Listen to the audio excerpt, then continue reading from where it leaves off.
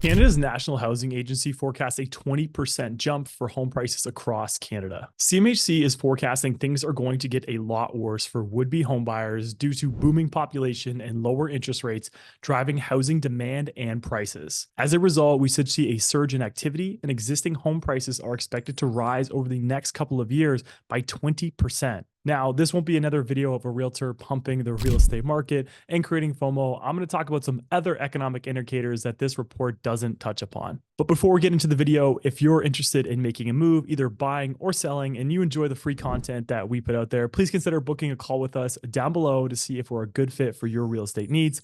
There's absolutely no pushy sales tactics, and you just get to see if we're a good fit for you and potentially your family. CMHC sees existing home prices ripping higher as interest rates are eventually going to get cut.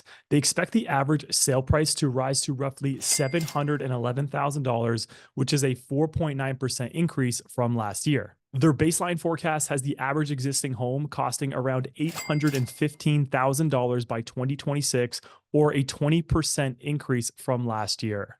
Most of the activity is forecasted to occur in smaller, more affordable cities, and this would bring us back close to the COVID peak prices. So what they think is that a lot of people are going to flee cities and go to cheaper, smaller suburbs to buy homes, and that's ultimately going to drive up the price of these smaller suburbs. They believe demand will return and growth in sales and prices will increase as inflation and interest rates do decrease.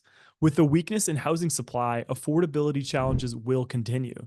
These challenges will be most evident in the rental sector. The two key factors that will influence the record low vacancy rates and rent increases on unit turnover in 2024 are the higher cost of home ownership, driven by elevated interest rates, and the reduction in the construction of rental buildings that will further impact the rental market dynamics, aka there won't be a lot of supply coming to market.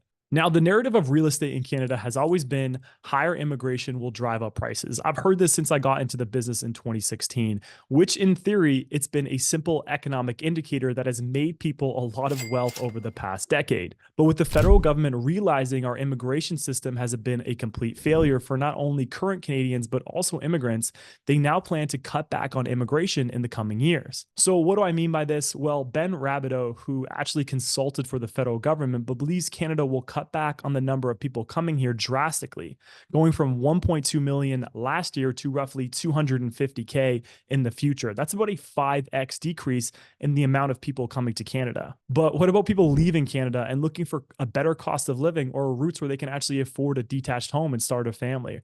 Remember, last year, 400,000 Canadian-born people left the country. It's a lot of people leaving. There is no doubt a slowdown in population growth could slow down demand, but the question is, how far did Canada overshoot their targets, and how long will it take to potentially ripple through the housing market where supply could outpace demand? Truthfully, although these numbers are good in theory for affordable housing, it does feel like we are in the midst of this housing crisis with no real light at the end of the tunnel.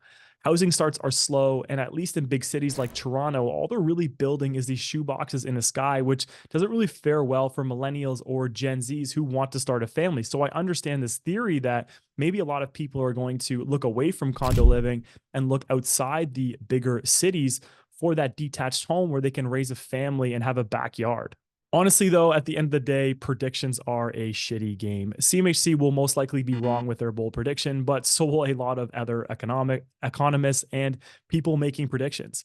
If interest rates do come down, we will probably see a resurgence in the market, but hopefully they come down very, very slowly. As the saying goes, rates go up like taking the elevator and they come down like taking the stairs, aka rates rise quickly like we saw over the past few years, and they tend to fall slowly. And the Bank of Canada is looking at this data. They're saying we do not want to add fuel to the fire. We cannot let inflation get out of control again by dropping interest rates, allowing Canadians to have more spending and really putting more demand out there in the economy where we start to have the price of goods go up. Also, it's really important to remember that Justin Trudeau, whatever he's doing right now to try and gain votes, will truthfully be nothing at the end of the day. Pierre Poilievre will most likely be the next prime minister of Canada. And that's not my opinion. That's based off polling numbers that real companies are doing. And he will implement his own policies going forward with his cabinet. So who knows? His targets could be a lot more aggressive on bringing down immigration than Justin Trudeau's. He could be a lot more aggressive in, say that number isn't 250K, it's now 100K.